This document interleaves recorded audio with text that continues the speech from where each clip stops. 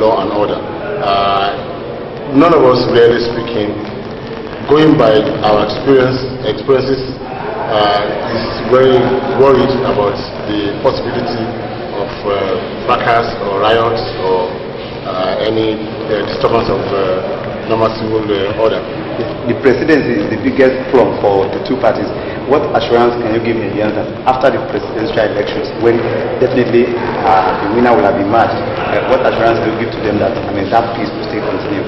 Well, the presidency, as you said, there's no doubt about it, is the ultimate election. And I do not think Nigerians are unaware.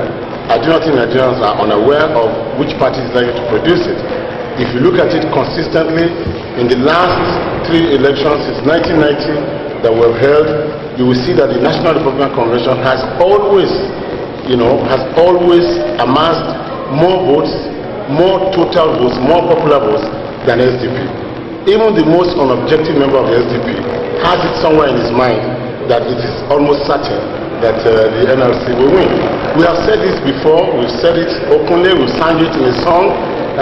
People have even derided us, but I think with the latest release of the general results by NEC, our position has now become vindicated. It is now clear who the real winner or who the potential winners are. It is the National Republican Convention. It is not a controversial fact. It is not a fact that anybody is in doubt of. Our opponents know it. That is why you see that there's so much heat about who will be the Senate President in the SDP, because this is the finest hour of the SDP. This is the last accolade they're going to get, and that is why everybody is struggling to get it. As for the presidency, it is almost decided. The question is not which party. The question is which of the contenders in NRC will be the president for Nigeria. You did not answer my question. Is that after the presidency, what happens to the future of Nigeria? That's what I wanted to answer. Well, a trouble-free. I believe that Providence itself is even intervening in this transition program. The control of the legislature by the opposing party, by the SDP, is a good balancing, for the Third Republic. There will not be too much use or abuse of power by the executive, especially when the legislature, which is controlled by another party, is in place. I believe that the SDP controlled legislature will moderate whatever excesses may come from the executive, and the executive itself will find a way, as it occurs elsewhere. For the past 20 years, in the American polity, the Democrats have always controlled the houses of assembly and Congress, and the Republicans have produced the president. I do not see why Nigerians would not, in the interest of the fatherland, work together, especially in the spirit of new Buddhism, which is becoming a permeating phenomenon. One is not worried. I believe that we have elected responsible and people of integrity to the Senate and the National Assembly that will put national interest above partisan interest.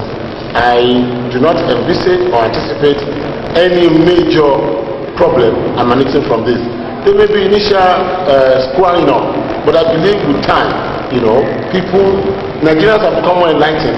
If the SDP deliberately decides to frustrate an NRC executive, Nigerians will know. How about the other way around? And if the NRC executive decides to be too overbearing and uncooperative, Nigerians also will know. How about even SDP controlled executive? That's almost unlikely. And we can't rule out anything. Well, anything is possible. But what is most probable is that we will have an NRC controlling government in 1993. Just one phrase, what's the future of the Third Republic now?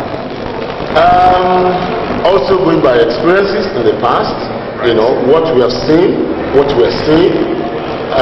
Human beings are difficult to predict, but if I were to give a judgment, I believe that this present administration, this present caliber of politicians are laying a fairly solid stone of foundation.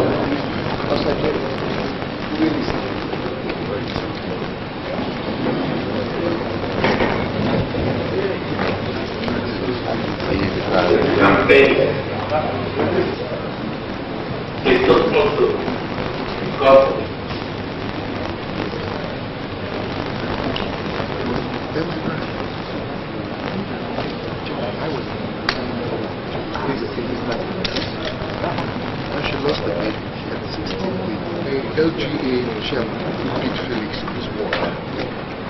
Thank you. This was the man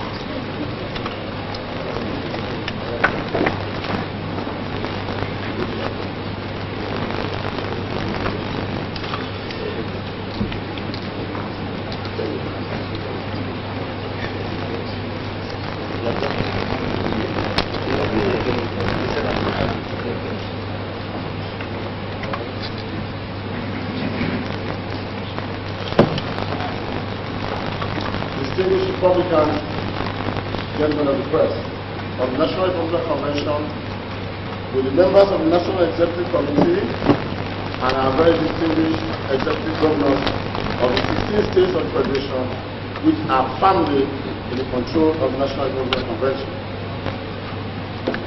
We too, that is after the chairman's opening remark, you will please allow us to continue the remaining of the proceeding as they say in camera.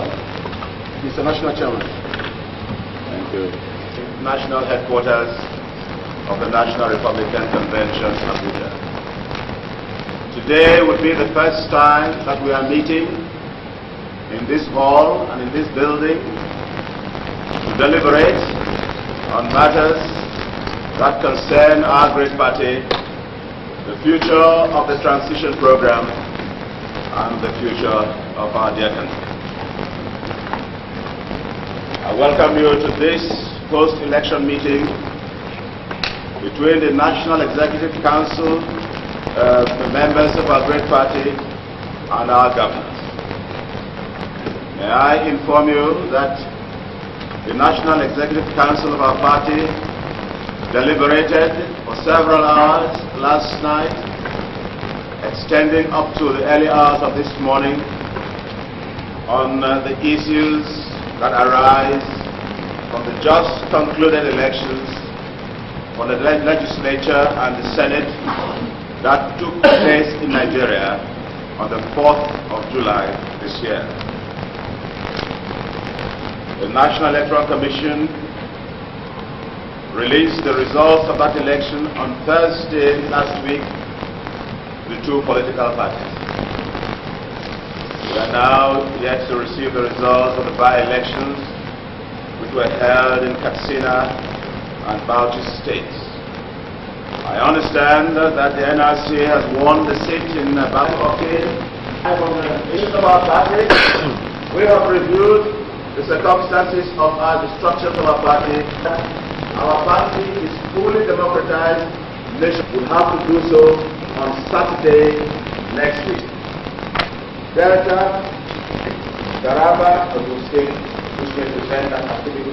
On Thursday next week, to pick the delegates and officers of this party will be placed on record and for coming out with the results that they did in the last elections.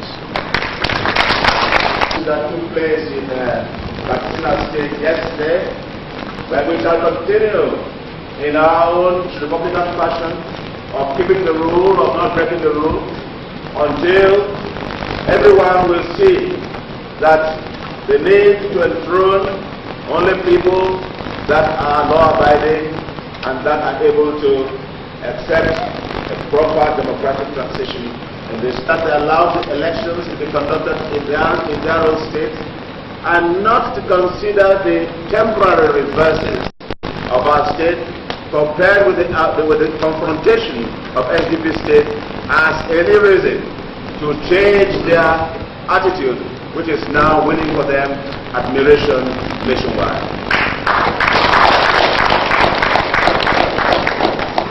They say I am the only son in Eastern Nigeria, meaning that I am the only progressive governor in the East. Yes, I may be the only son, but the son bears his father's name. My father's name is progressive.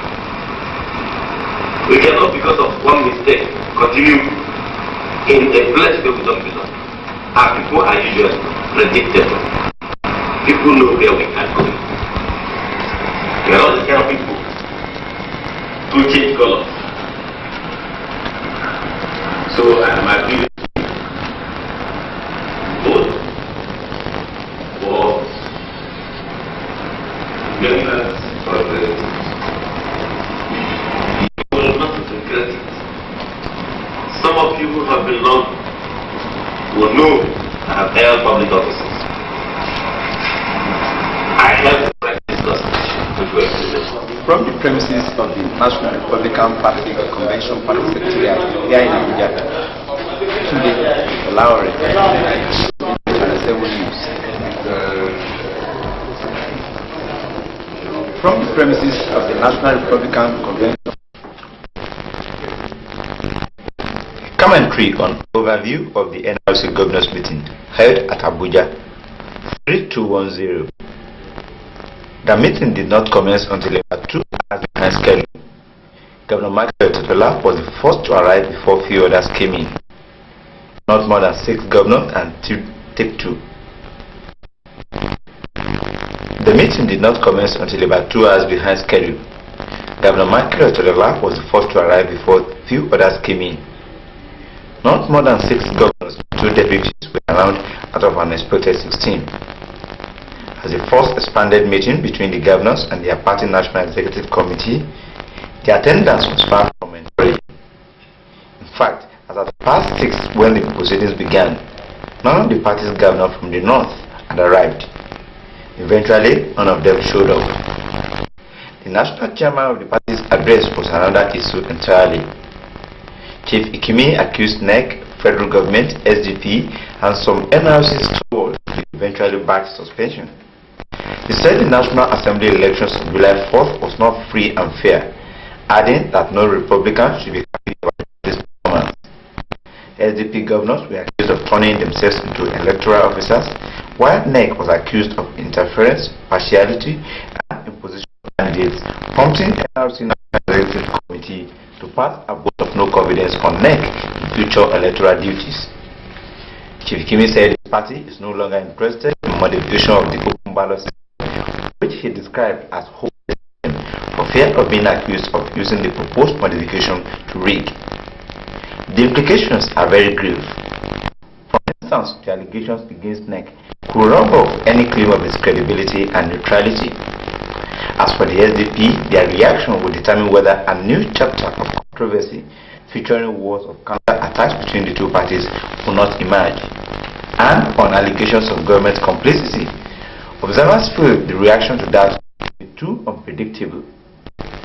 The meeting, which was conducted in a closed-door affair, sources say, deliberates mostly on need for unity among members and the ultimate elections, the presidency.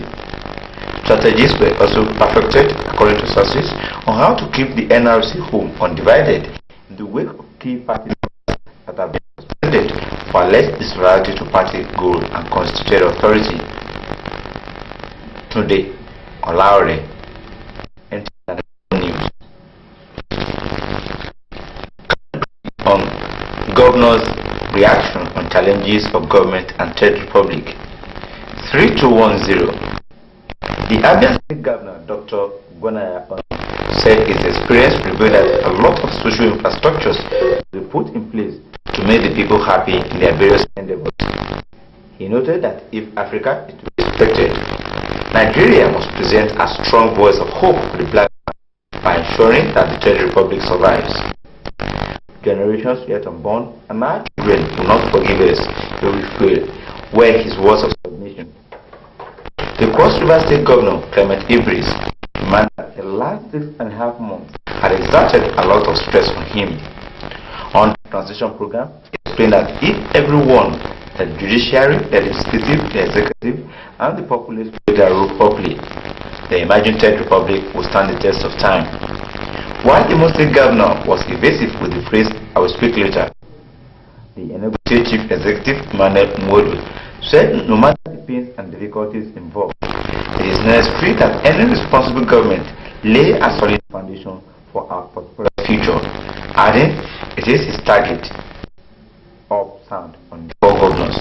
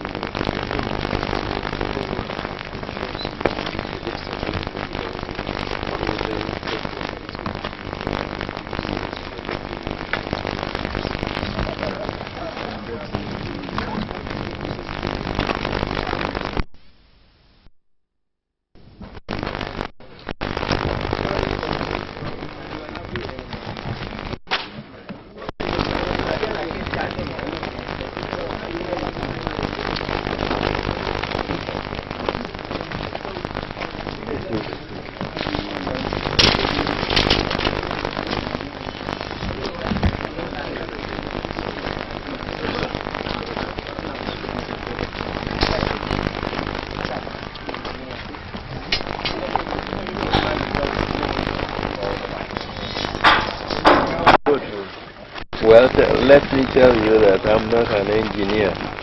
The engineers come regularly to inspect, don't they? Yes, my own purpose is that since I'm in town, let me pass by and encourage the workers. Now, sir, your administration has promised 100,000 units for new phone income tenants. That is a long-term measure. We want to see how do you intend to tackle the problem of solving saving tenants from the landlords in terms of high cost of living as a temporary measure, or is a short-term measure? Tell you the truth. The answer is in providing more housing. If you make any law to control rent, you're deceiving yourself. It is the same tenants that will be got into behind the back, paying the rent, being issued fake receipts. So you won't help them by lowering rent because the landlords won't comply. If you say reduce rent by 20% or whatever, it is the reduced rate that they will write on the receipt. That's all. They will still get it, and the tenants, because they have nowhere to go, will pay it through the back door. So my own answer is to build more and more houses. How about the United States rent edict promulgated by Lagos State Government during Ahidi, which says that during economic crisis period, tenants and landlords are not allowed to increase rent indiscriminately as it is happening now? Is the edict not operating? The answer is the same as I said, that behind the scene the landlords will do something else. And tenants are forced to comply with what they dictate. How has the governance of Lagos State been for the past 6 months? Yeah, it's been good. The best we can do, we are doing, given the circumstances of the depressed economy. The economy is depressed all over the world now, but through prudent management of what resources we have, we will recover from it. People just have to be patient, that no magic about it. They will recover. Depression happens once in a while. When the national chairman of the Drug Law Enforcement Agency paid you a courtesy visit in your office when you finished ago, he did highlight the fact that Lagos is one of the states that had the greatest concentration of drug addicts, people that are in the hospitals because of drug, and you did acknowledge that, and that's something you done. We've just received reports that Lagos is one of the states that are giving seed money for this preventive education on control of drugs. What is that government going to do to assist the agency in controlling drug addiction? Well, if money was given for that purpose, it must have been given to the agency, not to the Lagos State government. I'm not aware that. Well, it is not strange that Lagos should have the largest concentration of anything, because it's the most popular state, and because that's where people drift into. So you will have many good people there, you also have many bad people. So we are working, we are cooperating with the National Drug Law Enforcement Agency in whatever way we can. What's your message to the State House of Assembly members in view of their outcry and assembly? Well, it is simply this, that they sought the mandate of the people to seek the progress of the state. So they should let us work together for the progress of the state. I have no other motive but to make Lagos State progress.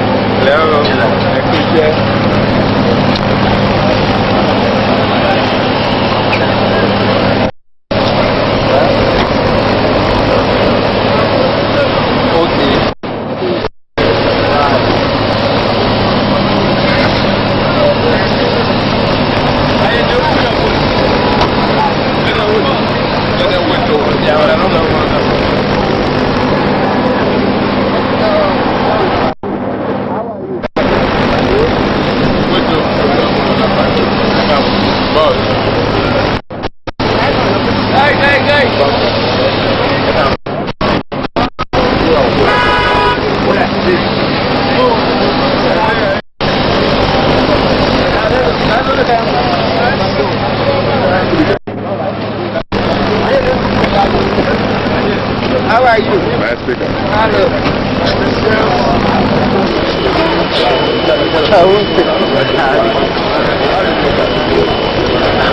How are you, sir? Yeah.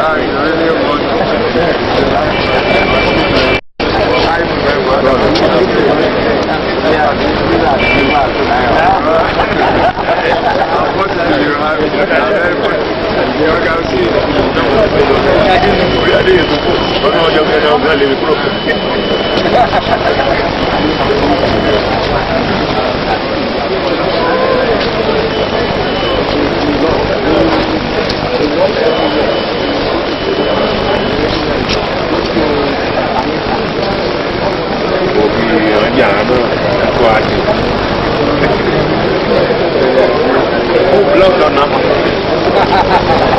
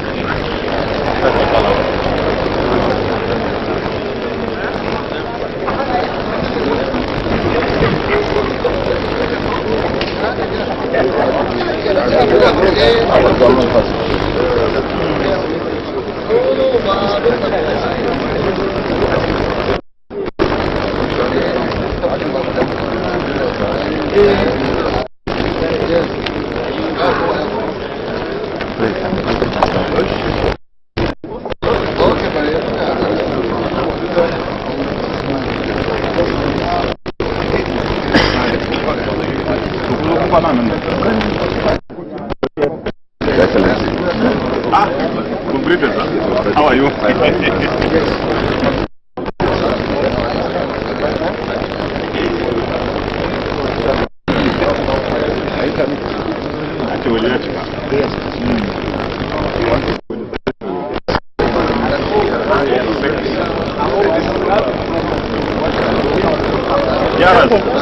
Ka bace wallahi.